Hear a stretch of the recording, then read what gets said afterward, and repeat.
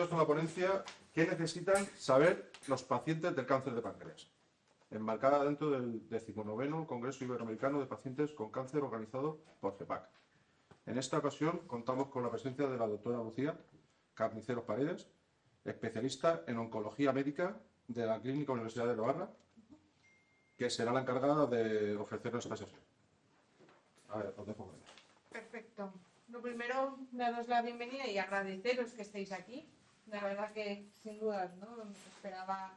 Voy a poner detrás, pero voy a poner delante. Sí, y creo que también nos va a poder dar la oportunidad, ¿no?, de hacerla pues más familiar y conversar un poco y hacerla como, bueno, pues una conversación entre todos, que creo que al fin y al cabo es de lo que va esto. Agradecer el poder participar hoy y permitirme que yo sé que me suelo mover mucho, entonces no os asustéis. Uy, perdón.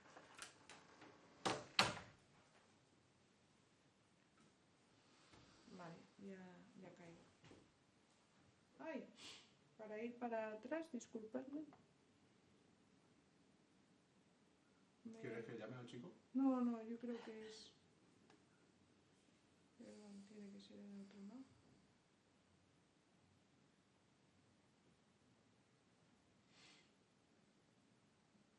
Sí, necesito... Disculpadme, ¿eh? Los ordenadores. Mira, dale aquí. Aquí. Ahora es aquí. Y para ir pasando uno... Pues no lo sé, pero ¿cómo se está pasando? ¿Dándole una? en uno de estos, a lo mejor aquí se ve. Mira, ¿ves? Sí. Vale, ya está, aquí, mucho mejor. Ya me han presentado, soy Lucía Ceniceros, de la Clínica Universidad de Navarra, soy oncóloga médica y estoy especializada justamente en tumores pancreático-biliares. Este va a ser un poquito el esquema que sigamos, pero lo hablaremos y sobre todo estaros tranquilos, que yo creo que está dirigida sobre todo al poder conversar luego, poder deslimitar, quitarnos, ¿no?, ideas que quizá no eran positivas, e intentar también motivaros a muchas cosas que se pueden hacer. Lo primero, aprovechando que es sábado por la mañana, entender que qué es el cáncer, porque si no, no entendemos qué es lo que está sucediendo, ¿no? Y como sabéis, es una enfermedad genética que lo que hace es un crecimiento anormal y descontrolado de células del cuerpo que puede afectar a distintas partes, y eso hace que ahí digamos que tiene el tumor en un sitio u otro. Y esto es único de cada paciente. Esto es importante que lo recordéis. Y sí que es cierto que hay muchas mutaciones genéticas que pueden relacionarse con síndromes hereditarios, pero son muy pocos los pacientes que tienen tumores de origen hereditario. Pero vale, ya sabemos lo que es el cáncer. ¿Qué son los tumores? Los tumores es un proceso de regulación de un crecimiento anormal, pero los tumores de por sí mismos no significa que ya sean malignos. Los tumores pueden ser benignos o malignos. Lo que pasa es que los malignos, que es por lo que estamos aquí hoy, tienen unas capacidades y unas características diferentes y tienen la capacidad de invadir a otros tejidos y de diseminar, de aparecer en otros órganos. Y es lo que llamamos metástasis. Vale, tenemos cáncer, ya sabemos lo que son los tumores. ¿Qué son los tratamientos? Porque nosotros llegamos a las consultas y hablamos de tratamientos, pero a veces no nos explican ni qué son. Lo primero es la quimioterapia. La quimioterapia es unas sustancias que lo que hacen es interrumpir la formación de las células y así impedimos o intentamos que se destruyan e incluso impedimos su multiplicación. Los citostáticos son otro tipo de quimioterapia también, que lo que hacen son capaces de inhibir o impedir la evolución, ¿no?, de la neoplasia, también impidiendo su maduración, su proliferación de las células malignas. Luego tenemos los anticuerpos monoclonales, que a veces también en las consultas hablamos sobre estos fármacos. Bueno, pues son unas glucoproteínas que se encargan de atacar en puntos concretos, que son los antígenos. Y la inmunoterapia, muy hablada, ¿no?, y muy escuchada, sobre todo en nuestro tipo de tumores. La inmunoterapia es una terapia que lo que hace es estimular a nuestro propio sistema inmune para atacar. Y se elabora, pues, de manera externa. Y luego, cuando hablamos en general de los tratamientos antineoplásicos, pues incluyen justamente todos estos que he mencionado. También la quimioterapia oral, ¿vale?, que esa no la he comentado antes, pero es como la quimioterapia, los citostáticos, los anticuerpos y la inmunoterapia. Y la extravasación no es propiamente un tratamiento, pero es algo que a veces ocurre. Sabéis que durante el tratamiento, ¿no?, hay esas venas frágiles, esa flebitis. Y a veces Si la vía se pierde, se estropea o en un momento de un tirón, etcétera, es lo que llamamos la extravasación, que es la salida del líquido a los tejidos adyacentes. Por eso es tan importante el intentar en los pacientes con este tipo de patología el colocar algún acceso venoso periférico, un acceso venoso central que podamos administrar el tratamiento de manera segura. Vale, ya sabemos lo que es el cáncer, ya sabemos cómo se forma un tumor, ya empezamos a entender el vocabulario de los tratamientos en la consulta. ¿Qué es el páncreas? Porque estamos aquí, pero a lo mejor no sabíamos ni, ¿no? Antes el páncreas, pues un órgano más. El páncreas es un órgano glandular que tiene doble función, una función exocrina y una función endocrina. Su función exocrina es la producción de los jugos gástricos y eso es lo que va a facilitar la digestión. Y su función endocrina es la elaboración de las hormonas, la insulina y el glucagón. De ahí, ¿no?, esas posibles toxicidades que se presenten si el páncreas está alterado. Y por favor es importante que recuerden cómo se encuentra o dónde se encuentra el páncreas. Es un órgano retroperitoneal hacia la espalda y está muy en íntimo contacto con otras estructuras, como son el estómago, el paquete vascular y el duodeno. Entonces ya sabemos dónde está el páncreas, sabemos lo que es un tumor, cuál es el cáncer de páncreas o qué es. Pues justamente es eso, es un crecimiento anómalo de células en el páncreas, un tumor maligno que puede ser de su función endocrina, ¿no?, esa de la insulina y el glucagón, que entonces son los denominados tumores neuroendocrinos, o bien de su función exocrina, que es el 95% de los pacientes, es muchísimo más frecuente. Y dentro de eso el nombre que solemos ponerle es el resultado histopatológico es de adenocarcinoma, aunque a veces tienen otros.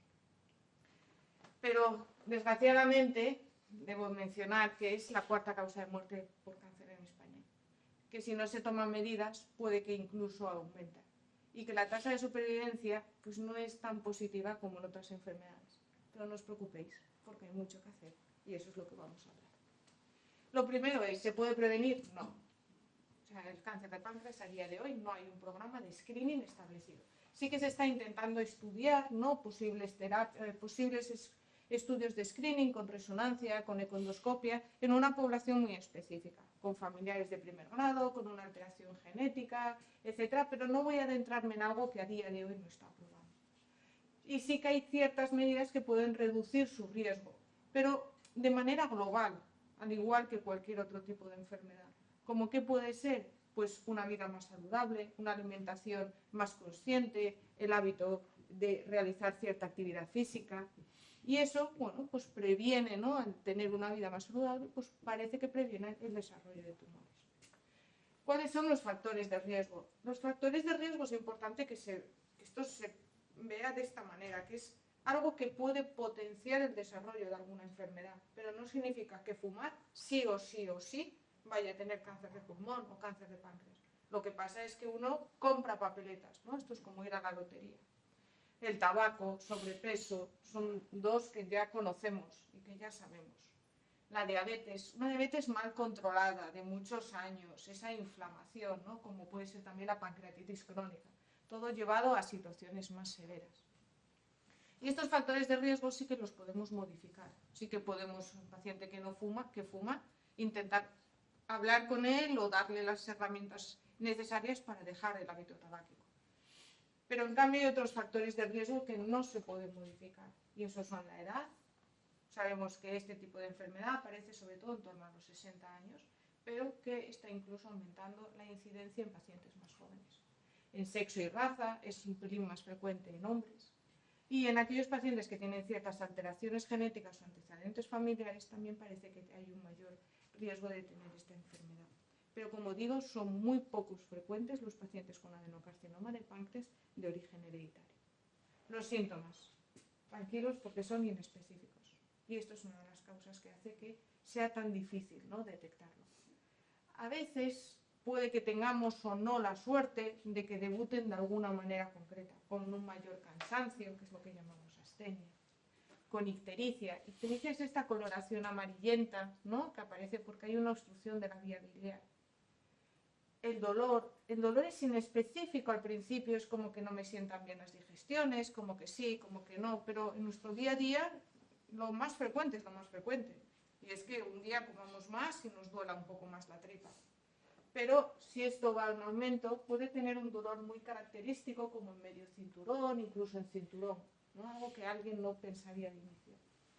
Pérdida de peso, náuseas, vómitos. Bueno, hay que entender que si un paciente está molesto, le duele la tripa, esté como nauseoso, pues voy comiendo menos, al mismo tiempo voy perdiendo el peso.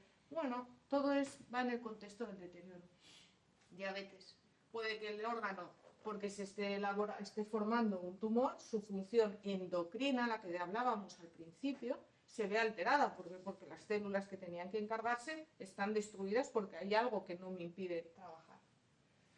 Hay una alteración en el ritmo intestinal por su función exocrina, la otra que comentábamos de la elaboración de los jugos pancreáticos para facilitar la digestión, ¿no? Y aparición de trombos. Esto no es tan frecuente, pero también ocurre. Y es que este tipo de enfermedad es muy protrombótica, para que me entiendan, es que la sangre la hace viscosa. Más viscosa, ¿verdad? Sí, es mucho más viscosa. Casi todos los tumores lo ocurren, pero justo el páncreas es uno de ellos que lo hace. Y es a veces frecuente que el paciente debute con un trombo, con una diabetes mal controlada. Y esto es una de las cosas que por esto traigo aquí. Y es que el cáncer de páncreas hay que tenerlo en la cabeza. O sea, que esto no signifique que un día alguien conocido tenga una mala digestión, ya debemos tener el cáncer de páncreas en la cabeza, ¿no? Pero sí que es algo que, bueno, pues estoy inespecífico, estoy perdiendo peso, me ha aparecido un trombo, estoy como más cansado. Oye, el médico debe tener el cáncer de páncreas en la cabeza, debe tener las enfermedades normales, habituales, las más frecuentes, pero también las que no lo son. Y es porque lo único que facilita o mejora la supervivencia, una de las mejores cosas que lo pueden mejorar, es una detección precoz de esta enfermedad. Y desgraciadamente, como hemos dicho, no es tan frecuente. Y eso es lo que va a condicionar. ¿Cómo lo diagnosticamos? Pues lo primero, de manera temprana. Desgraciadamente, screening no hay. Solo hay screening, próstata, mama, cervix. Sí que su detección precoz va a impactar positivamente a la supervivencia. Pero hay cosas que hacer también en las que no tenemos esa oportunidad. Y decir, ¿no?, que sobre todo se detecta en situaciones avanzadas. Y casualmente el día 21 de noviembre es el Día Mundial del Cáncer de Páncreas. Pocas personas lo conocen, los que nos dedicamos a ello mucho. En la vía biliar es en la primavera. Pero entre que noviembre no está ocupado por el mes de la próstata y octubre el mes de la mama, esto a mí me hace entender como un poco triste, ¿no? De decir, oye, también tienen... Sí, también tienen su momento los pacientes con cáncer de páncreas. Y esto es algo que también se ve aquí. La incidencia es menor. Hoy en esta sala estamos poquitos. Pero eso no significa, ¿no?, que no podamos hacer cosas y que estemos haciendo cosas. Lo primero, tenemos la sospecha, vamos al médico, nos ven, ¿cómo se diagnostica?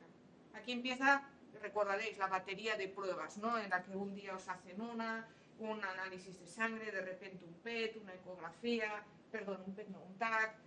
Hay pacientes que es necesario hacer un PET, pero no es rutinario, no es obligado. O sea, el PET es como una prueba que uno dice, es que me tiene que hacer un PET. No, no siempre es necesario. Una endoscopia para tomar la biopsia, ¿no?, la pruebita en la que tomamos la biopsia, porque con la biopsia es imprescindible. Y luego pruebas genéticas son, como dije al principio, adenocarcinoma es el nombre, pero tenemos que saber los apellidos de la enfermedad. Y eso son una serie de pruebas genéticas que hoy en día se elaboran, se hacen en muchísimos centros de España, gracias a Dios, porque abren oportunidades terapéuticas. ¿Y todo para qué?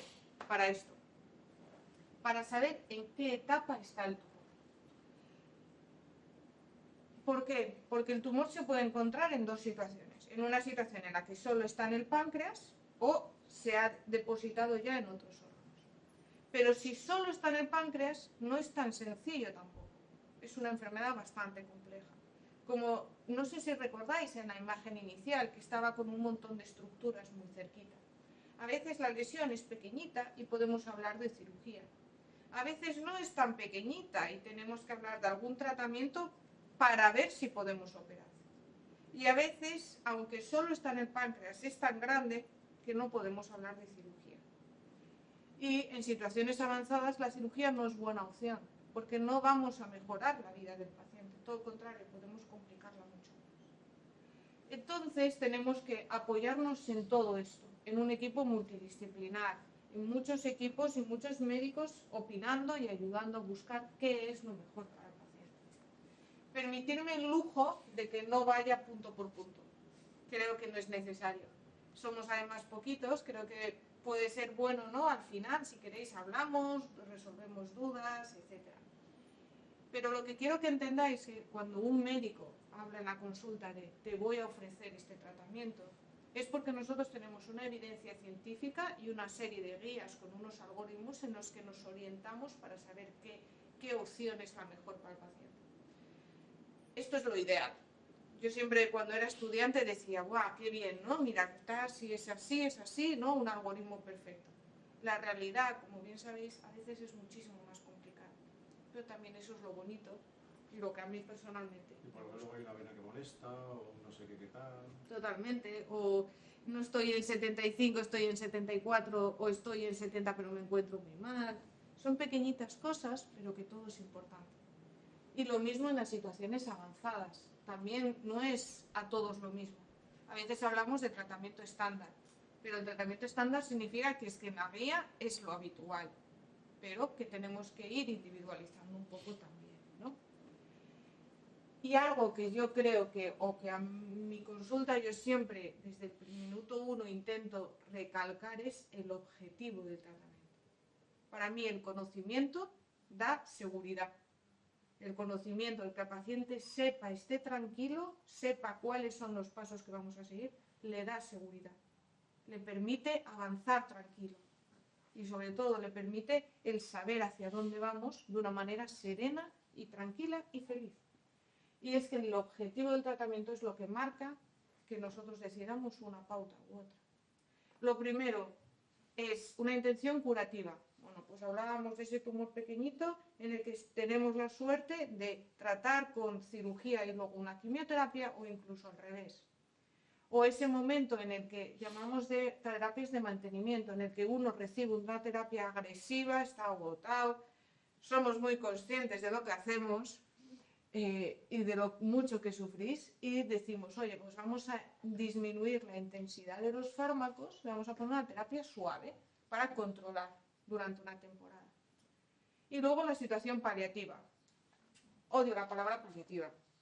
También. Odio la palabra paliativa, pero al mismo tiempo es porque no se explica bien qué significa la palabra paliativa. Soy una fiel defensora de los equipos de paliativos de mi hospital y de todos los hospitales, porque creo que son una herramienta súper necesaria. Pero cuando escuchamos en la calle paliativos nos asustamos. Paliativos lo que significa es que no puedo curar la enfermedad, pero puedo hacer muchas cosas. Y eso es algo que necesito que entendáis. Nos centramos sobre todo en controlar la enfermedad, en incluso hacer que disminuya y al mismo tiempo todo eso va a beneficiar en un impacto positivo en calidad de vida. Claro, dicho así uno dice, bueno, pues tampoco es tan malo la paliativa, porque la realidad es que muchos de mis pacientes están en programas paliativos. Y no pasa nada, no hay que temerle a la palabra. Hay que temer a no tener plan. La quimioterapia. No hablo de quimios, las conocéis muy, muy bien. Pero sí que insisto siempre en la necesidad de la colocación del reservorio o del PIC. Cada centro hace uno o suelen tener según un poco la demanda, ¿no? Pero es importante evitar la flebitis. Son quimioterápicos bastante agresivos y se administran durante tiempos prolongados, lo que hace que la tolerancia sea regular, ¿no? En ese sentido, desde el riesgo de la flebitis. Daros un poco unas pinceladas, no voy a meterme en ciencia, no os preocupéis, pero lo que quiero mostrar aquí es que hay mucho que hacer y que es una enfermedad grave y que es una enfermedad agresiva, lo sabemos. A día de hoy, lo estándar se ha probado hace más de 10 años, y esto es así. Hemos probado y no seguimos teniendo mucha información de, vale, esto no es el camino que tenemos que hacer, este camino a la quimioterapia no funciona. Sabemos muchos no, pero pocos sí. El año pasado, en 2023, sí que en cambio tuvimos un cierto sí. Es decir, oye, pues ya sabemos que esta vía puede ser positiva a esta otra. No os digo los nombres de los fármacos, no creo que sea lo interesante. Pero lo que quiero que entendáis es que se está estudiando mucho y se está consiguiendo, porque los nos también ayudan. La inmunoterapia. Yo, como sabéis y como hemos mencionado antes, trabajo en un centro de segunda opinión, principalmente. Y muchos de mis pacientes vienen y dicen, es que no me ponen inmunoterapia. Y yo, es que no deben ponerte inmunoterapia. La inmunoterapia por sí sola, solo poner inmunoterapia, no aporta beneficio a los pacientes, salvo un punto muy concreto, que son unos que tienen una alteración genética concreta, que como veis en el adenocarcinoma de páncreas son menos del 2%, que son lo que decíamos hereditarios. Claro, si nos centramos, la probabilidad de que tenga pacientes con esta mutación es muy baja. Hay que centrarnos un poco en ese 98 restante, sin olvidar a estos, claro está. Y deciros que son muchísimos los estudios que están en marcha con inmunoterapia y quimioterapia. ¿Por qué? Porque este tipo de enfermedad es agresiva y necesitamos atacarla por diferentes vías. Y eso es lo que hemos ido aprendiendo, de que si vamos solo por un camino, nos vence, no es suficiente. La radioterapia, también hablamos mucho de los protones, de la radioterapia. La radioterapia, como veis, actúa en un punto concreto. Claro, si no tiene muchos puntos de enfermedad, ¿dónde paro?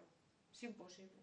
La radioterapia tiene un papel muy concreto. Bueno, creo que conocéis, ¿no?, lo que es la máquina de la radioterapia.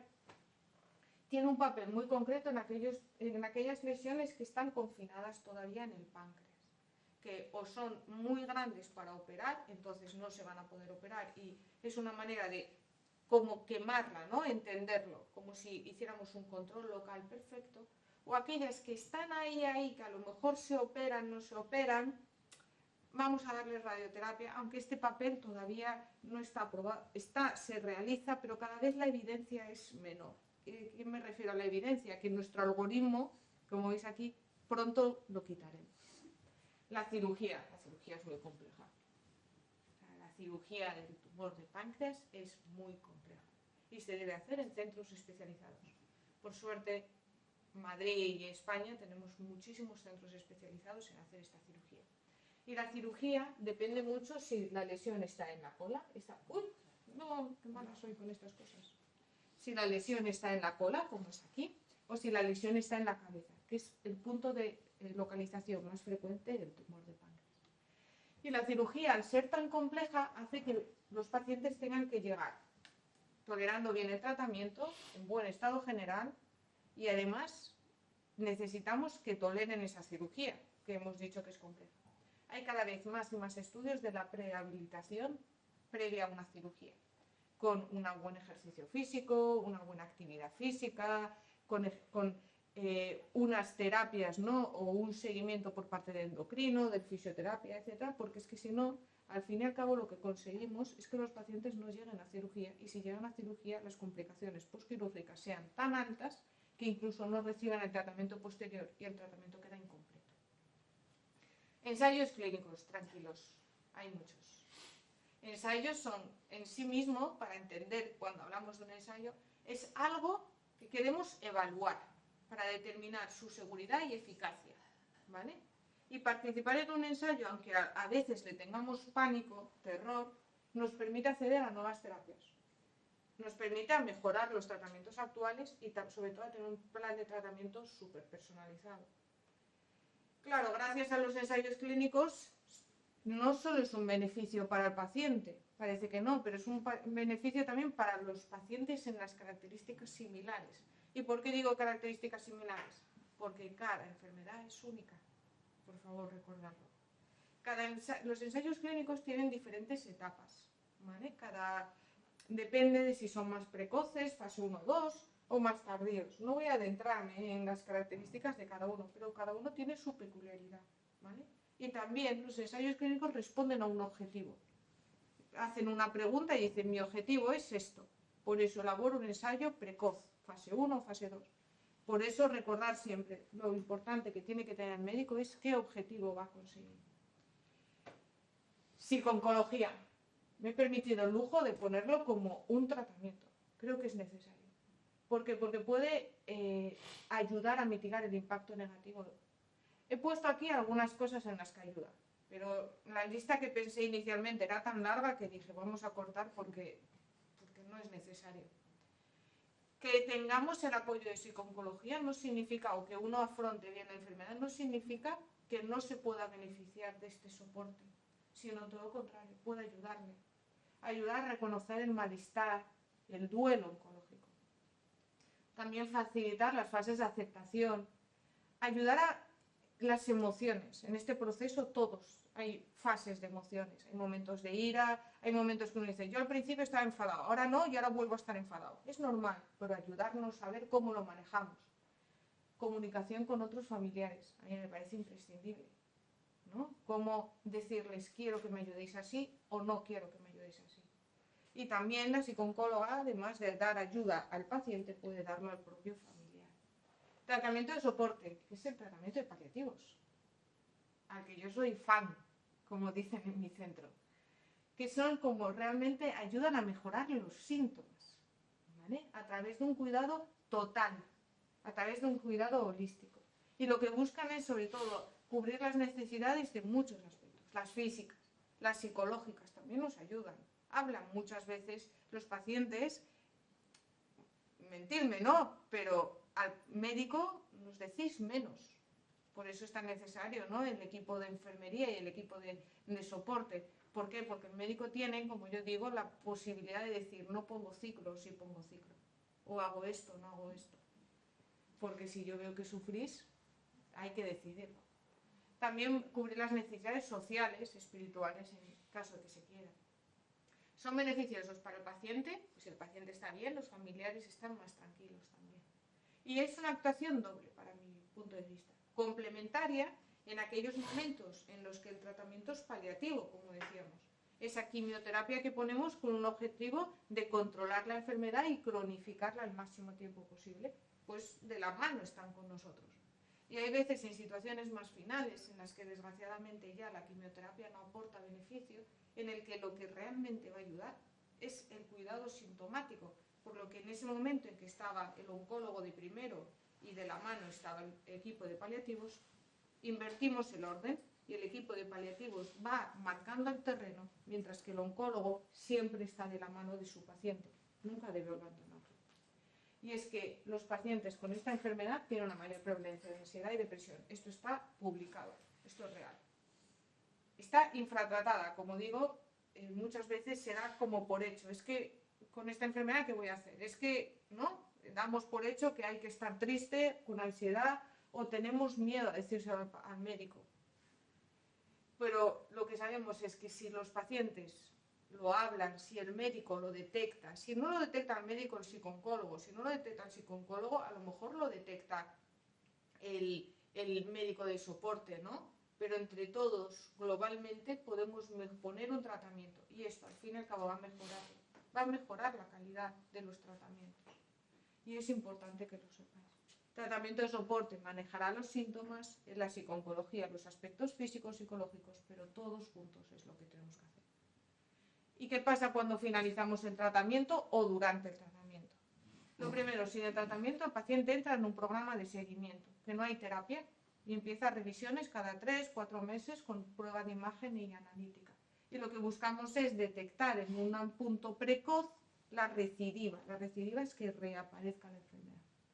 Pero esta es la parte que más voy a detenerme en toda la consulta, todas las charlas. Y es, ¿qué puedo hacer yo como paciente? Al fin y al cabo, todo lo demás os lo han explicado en cada consulta médica, lo habéis vivido, lo estáis viviendo. Pero ¿qué puedo hacer yo? Soy una loca de la actividad física. La actividad física es muy positiva. Y entenderme con actividad física. Lo primero, ¿por qué es positivo? Es positivo porque disminuye los efectos secundarios del cáncer, del tratamiento. Esto es así. Porque aunque el cansancio de los pacientes que reciben quimioterapia es un cansancio devastador, lo sabemos. Lo único que mejora es con el movimiento. Claro, uno dice, es que estoy agotado, ya, con el movimiento, es lo único que mejora. También ayuda, ¿no?, intenta disminuir la pérdida de la masa muscular. Al fin y al cabo, si uno se mantiene activo, el músculo trabaja. Todo esto tiene un efecto positivo mental. Uno dice, guau, he salido de casa.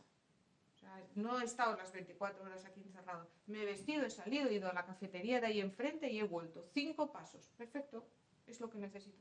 Y todo esto es un impacto positivo también en la calidad de vida. Y es que no solo eso.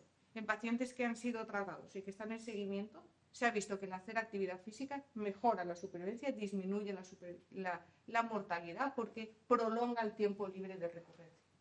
La actividad física en sí, ¿qué es? Porque yo cuando digo actividad física uno dice, bueno, ahora me tengo que apuntar a hacer una maratón. No.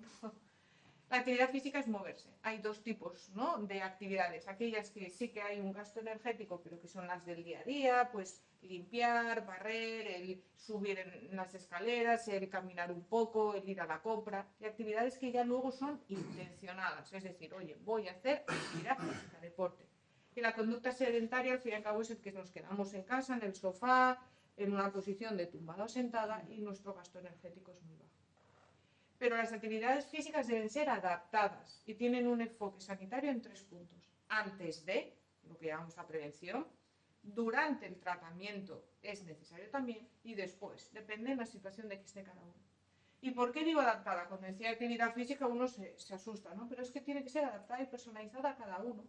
Y en las funciones y en la situación clínica que esté, teniendo en cuenta sus comorbilidades, cómo están tolerando el tratamiento, etc.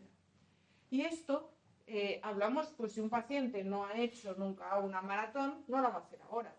Pero en cambio vamos a intentar que se dé la vuelta a la manzana, pero todos los días. Porque esto va a impedir la sarcopenia, o va a mejorar o va a retrasar que esto ocurra. La sarcopenia es la pérdida de la masa muscular.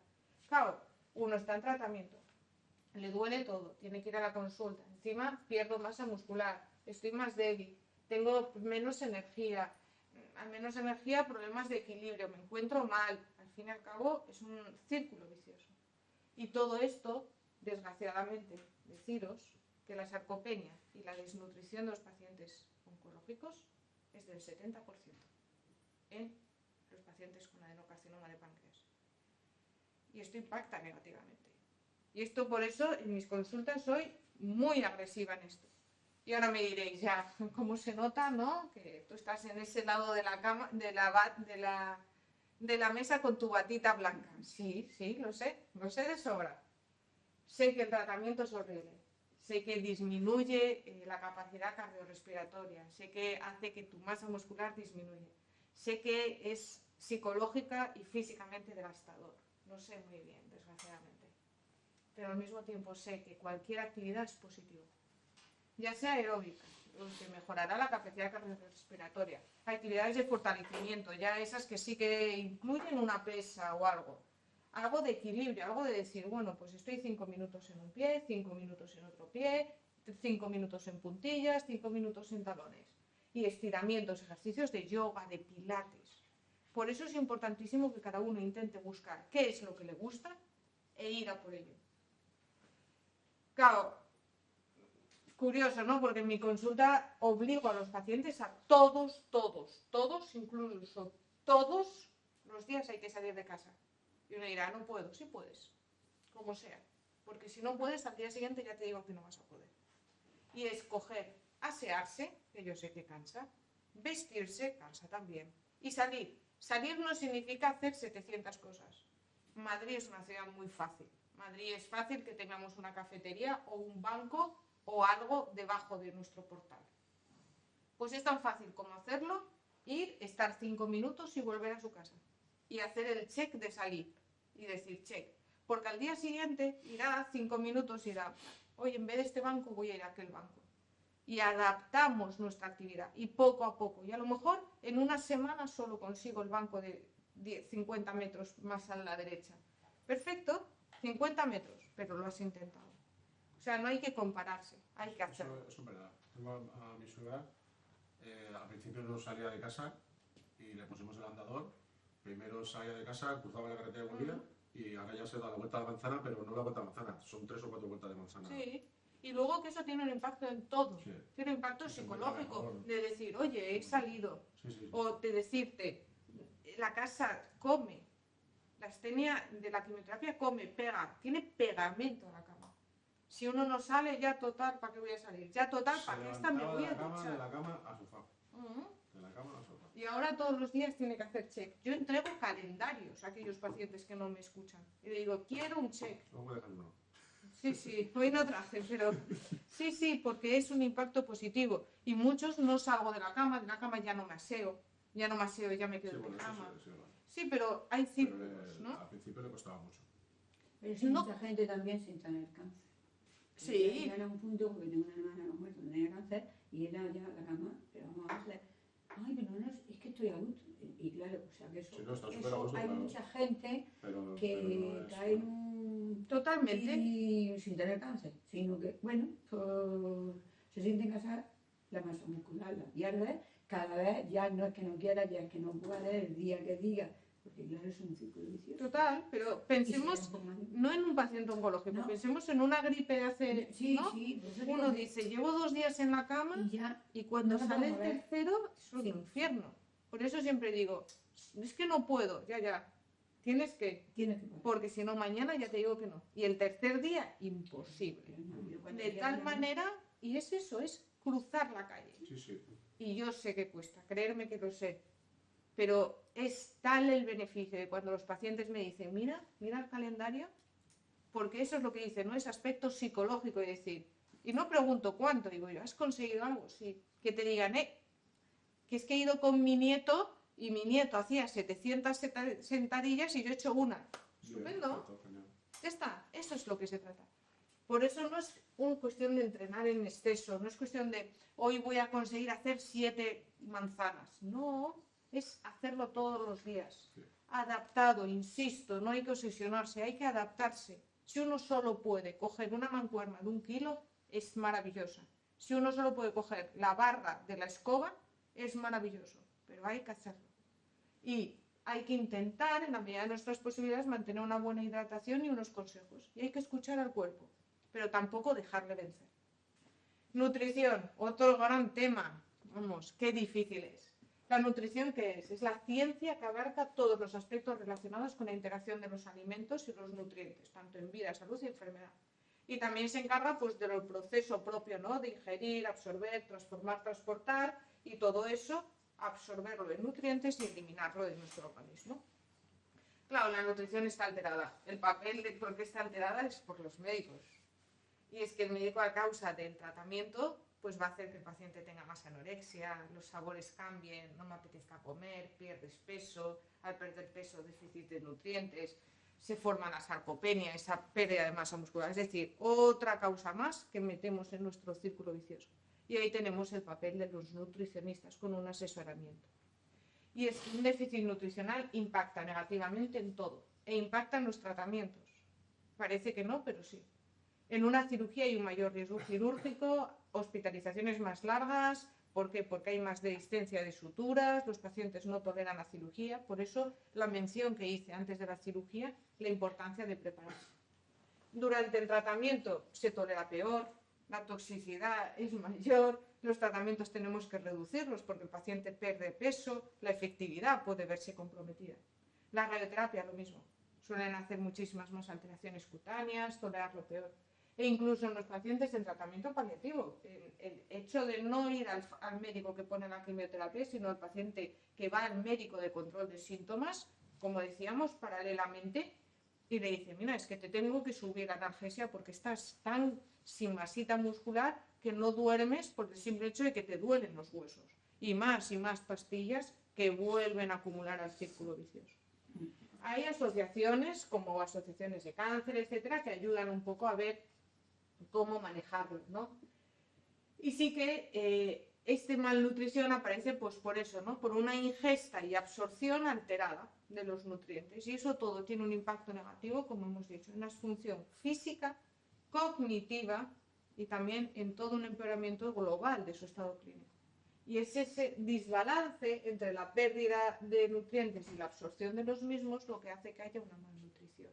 Y todo eso, ¿en qué se ve? En fatiga, piel frágil, pérdida de pelo. Los fármacos de pacientes oncológicos de páncreas, según el esquema, se pierde o no el pelo. Se debilita siempre, pero se pierde o no con un esquema más concretamente que con otro. Pero en cambio, la pérdida de pelo en las pacientes con malnutrición, da igual a quién que le pongamos, es que la va a perder.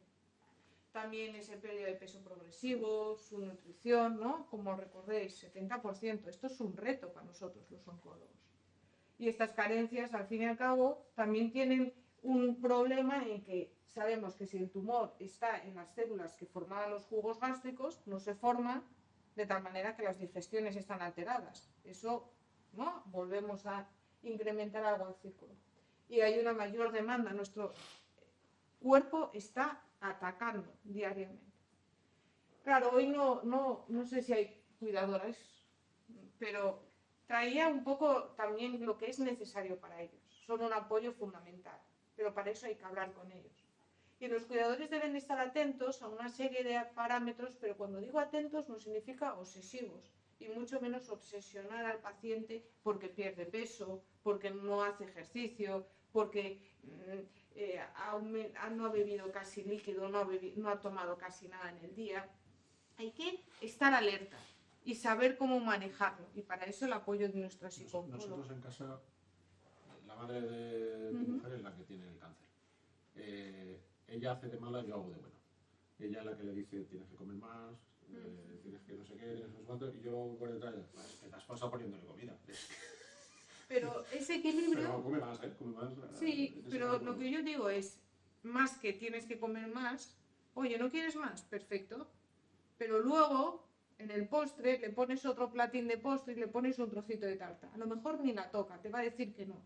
Pero a lo mejor por tenerla ahí, se coge 2 cucharadas. Y dices tú, oye, 2 cucharadas. 2 cucharadas no es nada. En un paciente es mucho. Es mucho. Y luego de repente estás viendo la tele. Yo les digo a todos mis pacientes, sois como pajaritos que tenéis que tener comida en todas las esquinas. Y en la mesita de noche le dejas, pues a lo mejor dos piecitas de fruta ya peladas, que son fáciles. Y dices, oye, o has hecho un bizcocho casero, pues te dedicas a dejar trozos de bizcocho casero en toda la casa. Y de tal manera que estás viendo la tele y dices, bueno, pues ya que estoy aquí... No tengo ni que No me cuesta levantarme. nada cogerlo y... Pasa. Hola, buenas. Perdón. Nada. Ya que estoy aquí, estábamos un poco hablando, pero luego cualquier cosa les podemos decir. Ya que estoy aquí, pues voy a coger la mitad del trozo de bizcocho, ¿no? Y a veces es por no escuchar al poli malo de la casa. Sí. Como digo yo, oye, a veces dices, ya que estás aquí, lo tomas. Y es que hay muchísimos trucos. Pero claro, a veces el truco 1 funciona una semana. Y hay que cambiar al truco 3. No pasa nada, volveremos al truco 1. Y ya está. Lo que hay es no perder la paciencia, intentar hacerlo, ¿no? Y esto es sobre todo para los cuidadores. Yo siempre digo, pero si uno dice come, el paciente ya sabe que no puede comer. El paciente ya sabe que tiene náuseas. El paciente sabe que está agotado, que el sabor de los alimentos es horrible. Si encima tienes un policía malo, es que te cierras en banda. Por eso es tan importante, ¿no?, que también la psicooncóloga, en caso de que el paciente no sepa hacerlo, le ayude a decirle, oye, marido, mujer, hijo, lo que necesito es que no me digas esto. Necesito que me dejes comida por toda la casa. O necesito que cuando yo te diga, me apetece, tú ya estés preparado para cocinar. Pero no me digas 7 veces come, dímelo 2, por favor. Y son pactos.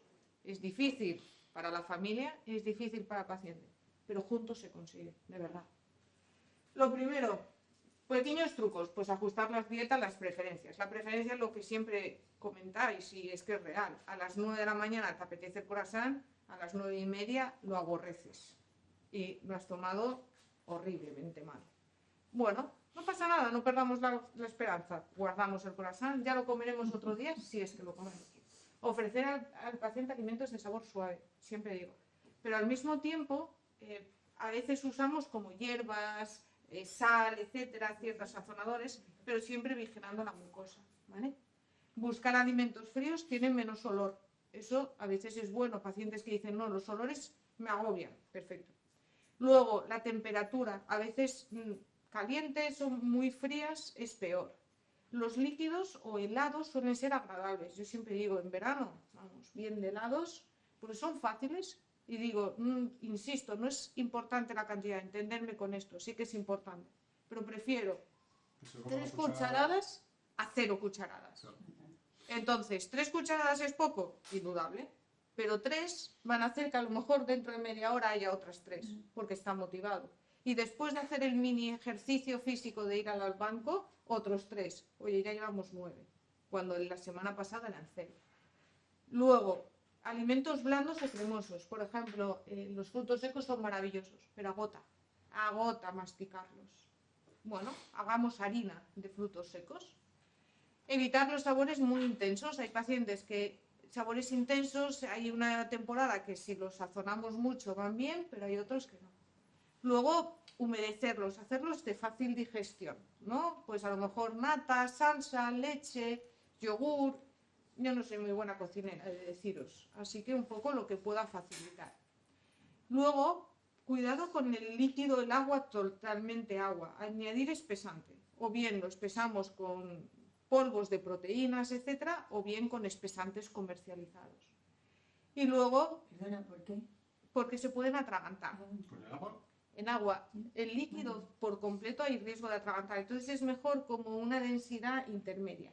Si el paciente no se atraganta, perfecto. ¿Pero eso tiene alguna relación con la enfermedad? No, el no comer tiene relación. ya. Estamos buscando en qué puede hacer el paciente. En este caso come poco, pero come. Pues ya está. Y traga agua sin toser, pues ya está. Pero en ese momento en que traga un líquido y tose, pues espesémoslo. Es mucho más fácil. Las gelatinas, por ejemplo.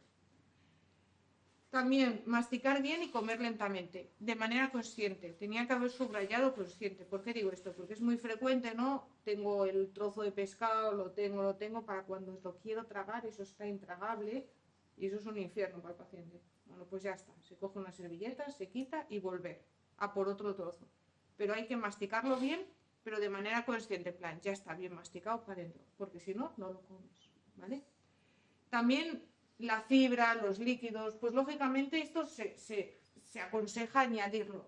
Habrá temporadas que sea más fácil, pues porque el paciente esté más, come mejor, ¿no? O come mejor o tolera diferentes tipos de fibra, pero hay veces en las que la fibra puede ser engañosa y se tolera regular. Luego, tener siempre a mano alimentos. En el bolso, en la bolsa, en el abrigo, un tupper diminuto con algo. Un trocitito de queso, unas almendras, cuidado que a veces son duras, 2 gajitos de mandarina. Es simbólico.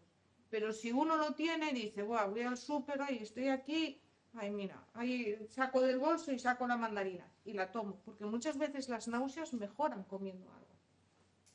Y luego evitar largas horas de ayuno. En los pacientes oncológicos no lo aconsejamos. La vida social y familiar. También el paciente tiene que intentarlo. Claro, esto es un arma de doble filo, ¿no? Y yo siempre digo, puede dar soporte emocional, también lo puede quitar. Al fin y al cabo es difícil manejar a los pacientes con esta enfermedad.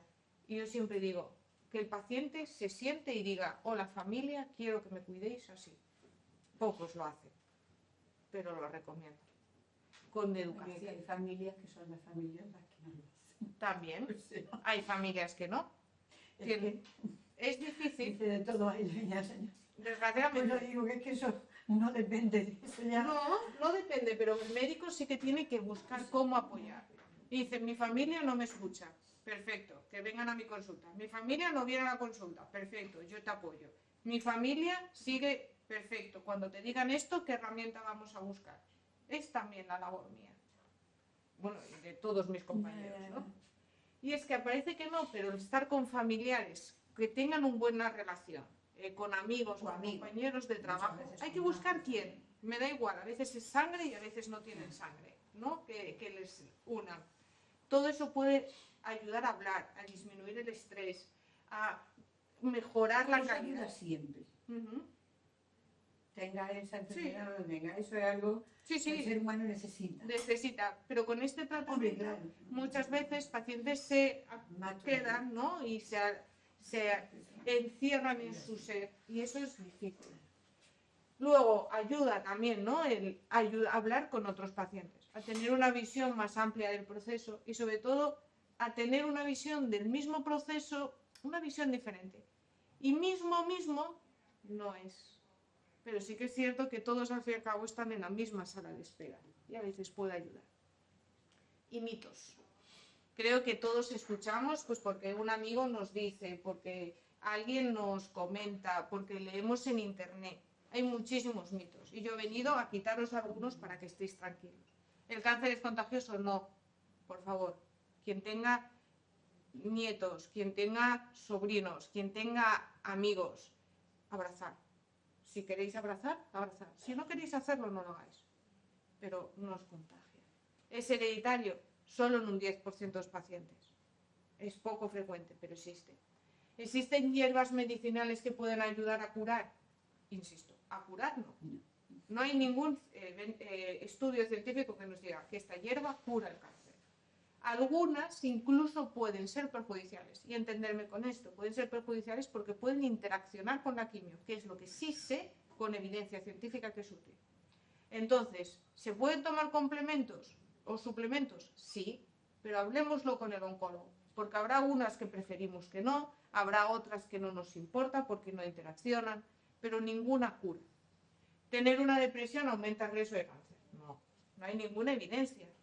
¿De hacer una vida depresiva, sedentaria, mala alimentación, sobrepeso, aumenta el riesgo de cualquier proceso oncológico, como hemos dicho? Pero no, depresión, tumor, no. ¿La quimioterapia oral es menos efectiva? No. La quimioterapia oral no es menos efectiva que la intravenosa. Y no está indicada tampoco en todos los casos, ¿no? Que siempre, es que a mi vecino le pusieron, claro, otra enfermedad, otra situación. Y es que los efectos secundarios de cada quimioterapia dependen del fármaco, no de si se administran en 46 horas o en 1 hora, si se llevan botellita o no dependen de eso. ¿El consumo de morfina genera adicción? No genera adicción. La morfina es un analgésico muy bueno, muy bueno, de verdad, no le tengamos miedo. Lo que debe estar controlado por un especialista. En caso de que se necesite, se toma morfina. Si la enfermedad va bien, si el dolor está controlado, se suspende. Igual que la medicación para el dormir, igual que cualquier medicación, pero no es que genere una adicción. No le tengamos miedo a este fármaco y si se necesita, tomarlo. Consumir azúcar empeora el cáncer. Esto quiero hablarlo bien. No hay ningún estudio que diga azúcar blanco en el café hago que el cáncer crezca. No, si no prohibiríamos azúcar por completo. Lo que sí que sabemos es que el azúcar no es bueno por sí. O sea, el azúcar aumenta sobrepeso, es edulcorar de manera artificial, pero eso no significa que si solo nos gusta el yogur con azúcar, pues prefiero yogur con azúcar a nada. Pero cualquier persona con tumor o sin tumor debe mantener una dieta rica en colores, como yo diga. Una dieta en el que no tenga aditivos, en el que evitemos el azúcar refinado. Una dieta, ¿sí? Porque en el PET-TAC es glucosa marcada. No tiene nada que ver con el azúcar. No, es que se alimentan, las células cancerosas se alimentan de un tipo de glucosa. Ya. Es diferente. Hay mucha gente, claro, que a través de conocer el funcionamiento del PET-TAC, o sea que el azúcar para las células cancerígenas. Es por eso. Entonces, el azúcar en sí mismo, si no tomar azúcar, no significa que la enfermedad pare, porque si no el médico diría, no tome azúcar y ya está, esa es mi indicación. Lo que es que el azúcar en sí mismo no es positivo. Si alguien puede evitarlo, pues porque está acostumbrado al sabor sin el café, sin azúcar, es mucho más saludable. Pero para paciente oncológico y no. Hay que intentar tener una dieta en la que esté rica de colores, con buenas verduras, con buena proteína, con buenas grasas. Y un día o con bizcochos, con alimentos caseros, harinas perfectas, etc. Y sobre todo, ¿cuáles son los mensajes? Sé que no me adentré en ciencia, no creo que sea lo positivo de esta consulta, de esta sesión, pero deciros que la detención temprana mejora las opciones de tratamiento. Sí, lo sabemos. Una localización, un tumor pequeñito, pues su pronóstico es ligeramente mejor, pero es un desafío todavía y lo seguimos intentando.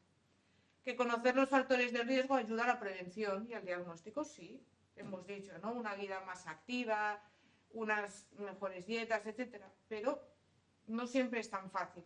La ciencia o la realidad es que el día a día es difícil para todos.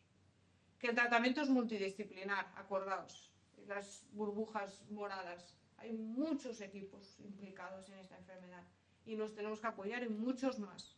La evolución de cada paciente es lo que lo determina. ¿Que hay ensayos clínicos? Son una oportunidad para acceder a terapias emergentes, claro que sí, tanto para el paciente como para los demás, y sobre todo para cambiar esa diapositiva en el que desde el 2011 y 2013 casi no tenemos nuevas evidencias del gold estándar de tratamiento, y es una pena.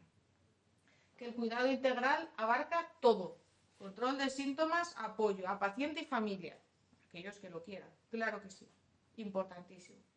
La nutrición y calidad de vida, sí, difícil, pero siempre tenemos apoyos. Y que no os preocupéis porque estamos avanzando. Y hay mucho que se está desarrollando, hay mucho que se está descubriendo. No hemos dado en la tecla, pero la daremos. Y que gracias por estar hoy aquí.